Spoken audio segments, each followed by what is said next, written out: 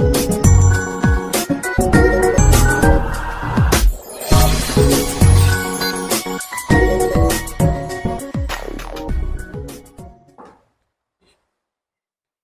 දුවේ පුතේ සියලු දෙනාටම අද දවසේ අපි සයන්ස් විත් වසන්ත YouTube channel එක තුලින් 9 ශ්‍රේණි දරුදැරියන්ට ඉදිරිපත් කරන්න බලාපොරොත්තු වෙනවා භෞතික විද්‍යාව. ඊටාම වැදගත් කොටසක් වන ආලෝක පරාවර්තන ක්‍රියාවලිය පිළිබඳව.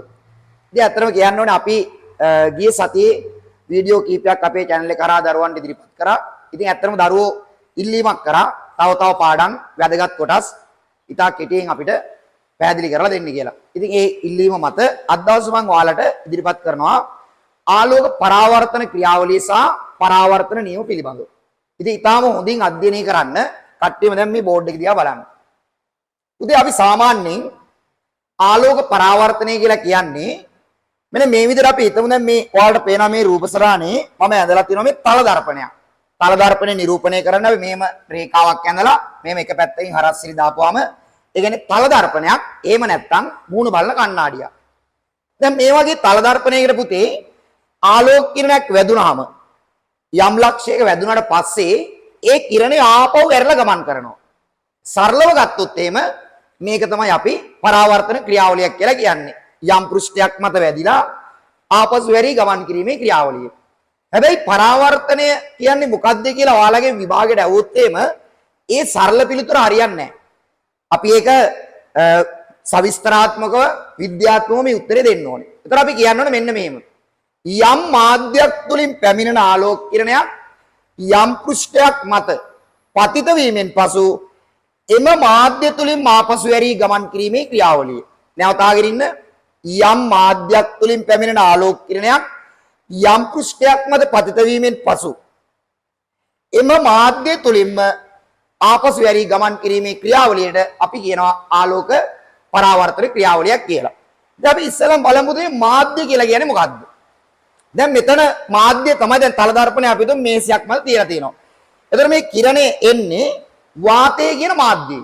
වාතය තුලින් එන කිරණය ආපහු වාතය තුලින්ම ගමන් කරනවා. ඒකයි මාධ්‍ය කියලා කියන්නේ. එහෙනම් මෙතන මාධ්‍ය විදිහට ක්‍රියා කරන්නේ වාතය කියන එක අපි ඉස්සෙල්ලාම තේරුම් ගන්න ඕනේ. අපි ඊළඟට බලමු දැන් මේ පරාවර්තන ක්‍රියාවලියකදී මේකේ වැදගත් කොටස් මොනවද කියන එක. ඊට පස්සේ අපි යමු වැදගත් කොටස් හඳුනා ගැනීමෙන් පස්සේ පරාවර්තන නියම කියන්නේ මොනවද කියන එක. දැන් ඔයාලට පේනවා දැන් මේ දර්පණයට එන කිරණයට අපි කියනවා පතන කිරණය. මෙතන අංක 1 මම නම් කරලා දෙනවා අංක 1 පතන කිරණය. ඊට පස්සේ මේ කිරණය දර්පණේ යම් ලක්ෂයක වදිනවා. ඒ ලක්ෂයට අපි කියනවා පතන ලක්ෂය. ඊට පස්සේ එන්නේ පුතේ මේ කිරණය ආපහු ඇරලා ගමන් කරනවා. ඒකට අපි කියනවා අංක 3 පරාවර්තන කිරණය. ඊට පස්සේ අපි ඊළඟට තේරුම් ගන්න ඕනේ දැන් මේ පතන කිරණේ වදින ලක්ෂයක් තියෙනවානේ පුතේ. අපි මේ ලක්ෂයේදී දර්පණයට ලම්බක ඇඳලා තියෙනවා මං කඩයිලා. හරි? එතන ලම්බකයක් කියන්නේ මොකද්ද? දැන් මේ දර්පණය මෙහෙම තියෙනවා. මේ කඩයිර ගත්තාම දර්පණේ සහ කඩයිර අතර තියෙනවා අංශක 90ක කෝණයක්. ඔයාලට පැහැදිලිව පේනවනේ. අපි ඇඳපු කඩයිරයි දර්පණය අතර කෝණය කියද අංශක 90යි. ඒකට අපි කියනවා අභිලම්බය කියලා. එහෙනම් අභිලම්බය විස්තර කරන්නේ කොහොමද? පතන ලක්ෂයේදී දර්පණයට ලම්බක වදින රේඛාවට අපි කියනවා අභිලම්බය කියලා. දැන් නැවත මුලින් ඉඳන් බලමු ආපහු මතක් වෙන්න. දර්පණය වෙත පැමිණෙන කිරණය පතන කිරණයයි අංක 1. පතන කිරණය පතිත වන ලක්ෂය පතන ලක්ෂයයි. ආපසු වෙරි ගමන් කරන කිරණය අංක 3 පරාවර්තන කිරණයයි. පතන ලක්ෂයේදී දර්පණයට ලම්බක වදින රේඛාව අභිලම්බයයි. ඊළඟට බලන්න පුතේ මෙන්න මේ අභිලම්බය ඇඳාම මේක ඇතුලේ කෝණ දෙකක් හැදෙනවා. හොඳට අවධානයෙන් බලන්න. මෙන්න මේ පතන කිරණයයි අපි ඇඳපු අභිලම්බය අතර කෝණය අංක 5 කියලා මම දාලා තියෙනවා. ඒකට අපි කියනවා මොකද්ද? පතන කෝණය කියලා. පතන කිරණයේ සහ අභිලම්බය අතර කෝණය. තේරෙනවද? පතන කෝණය. ඊට පස්සේ මේ පැත්තේ කෝණය පරාවර්තන කිරණයයි අභිලම්බය අතර කෝණය. ඒකට අපි කියනවා මොකද්ද?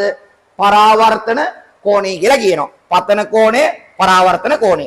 ඉතින් ඕක තමයි පුතේ පරාවර්තන ක්‍රියාවලියකදී අපිට වැදගත් වෙන කොටස්. මම අංකණයම කරලා තියෙන විතර අපිට වැදගත් කොටස් කීපයක් තියෙනවා. එක පතන කිරණය අංක 2 පතන ලක්ෂ්‍ය, අංක 3 පරාවර්තන කිරණය, ඊට පස්සේ අංක 4 අභිලම්බය, අංක 5 පතන කෝණය, අංක 6 පරාවර්තන කෝණය. දැන් ඊළඟට බලමු මේ පරාවර්තන ක්‍රියාවලියක් ආවට ගියාට සිද්ධ වෙන්නේ නැහැ පුතේ. ඒක යම් කිසි නියම දෙකකට අනුවයි සිද්ධ වෙන්නේ. ඒවට අපි කියනවා පරාවර්තන නියම කියලා. ඒ නියම වල කියන පරාවර්තන නියම. අපි බලමු පළවෙනි පරාවර්තන නියමය මොකක්ද කියලා. බලන්න හොඳට බෝඩ් එකේ දිහා. පුතේ පළවෙනි නියමයෙන් කියන්නේ දැන් ගොඩාක් අය තේරුම් ගන්න නැති ඔන්න ඕක. මෙන්න මේ නියමය හොඳට බලන්න. පතන කිරණයයි පරාවර්තන කිරණයයි අභිලම්බයයි එකම තලයක පිහිටනවලු. මේ තලය කියන එක ගොඩාක් දරුවෝ තේරුම් ගන්න නැහැ. මොකද අපි මෙමය. විද්‍යාව විශ්ය මම ඔයාලට හැම වෙලේම කියන්නේ අපිට පාඩම් කරගන්න ලේසි වෙන්නේ ඒ විෂය කරුණු අවබෝධ කරගත්තොත්. ඒතර අවබෝධ කිරීමේ වගකීම තියෙන්නේ පාඩු ගන්න ගුරුවරයා මත. එහෙනම් බලමු ඉස්සෙල්ලාම මොකද්ද මේ තලය කියන කතාව. ආලෝක කිරණයක් යම් කිසි පෘෂ්ඨයක් මත පතිත වෙනවනේ. එතනදී පතන කිරණයයි පරාවර්තන කිරණයයි අභිලම්බයයි එකම තලයක තියෙනවලු. අපි බලමු තලය. ඔයාලා හිතන්න මෙහෙම. සරලව හිතන්න.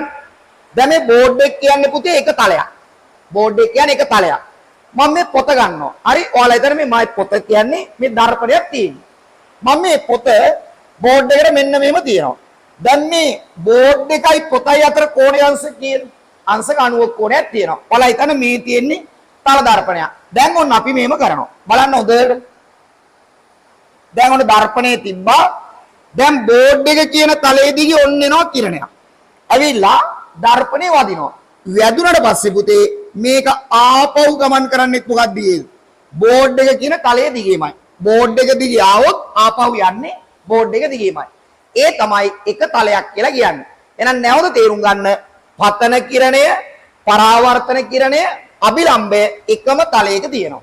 ඊළඟ නියමය තමයි ඔයාලට පේර ඇති මෙන්න මේ හැදෙන පතන කෝණයගේයි පරාවර්තන කෝණයගේයි අනිවාර්යෙන් සමානයි. ඒ කියන්නේ මේමයි. පතන කෝණයේ අංශක 40යි නම් පරාවර්තන කෝණයත් අංශක කීයද? 40යි. පතන කෝණේ 30යි නම් පරාවර්තන කෝණයත් කීයද? 30යි. ඒක තමයි දෙවෙනි කරුණ. හරි. එහෙනම් ඔන්න පරාවර්තන නියම දෙකයි. පළවෙනි එක පතන කිරණය, පරාවර්තන කිරණය, අභිලම්බය එකම තලයක පිහිටනවා. තලය කියන එක මම පැහැදිලිව විස්තර කරා. මේ බෝඩ් එක කියන තලයේ දිගේ ආවොත් බෝඩ් එක දිගේම යන්නේ. මෙහෙ විසි වෙන්නේ නැහැ. ඒකයි තලය කියලා කියන්නේ. හරි. ඊළඟට පතන කෝණයගේ පරාවර්තන කෝණයගේ මොකද වෙන්නේ? සමාන වෙනවා. ඕවා තමයි තල දර්පණවල පරාවර්තන නියම. ඉතින් පුතේ මම හිතනවා ඔයාලට ඊටාම පැහැදිලි වෙන්නේ නැති අද දවසේ ආලෝක පරාවර්තන ක්‍රියාවලිය සහ පරාවර්තන නියම පිළිබඳව. ඉතින් ඔයාලට මම කියන්නේ අපේ YouTube channel එක ඊටාම සාර්ථකව පවත්වාගෙන යන්න. ඔයාලට හොඳ දැනුමක් දෙන්න පුළුවන්. මේ channel එක ඔයාලා සියලුම දෙනා subscribe කරන්න. ඊළඟට මේ videos ඔයාලගේ යාළුවන්ට share කරන්න, like කරන්න. එතකොට අපිට අපේ channel එක ඉතා සාර්ථකව පවත්වලා ඔයාලට හොඳ ප්‍රතිඵලයක් ලබා දෙන්න අවශ්‍ය වැදගත් විශේෂ කරුණු ඔයාලට ලබා දෙන්න පුළුවන්. එහෙනම් පුතේ සියලුම දෙනාට ආයුබෝවන්.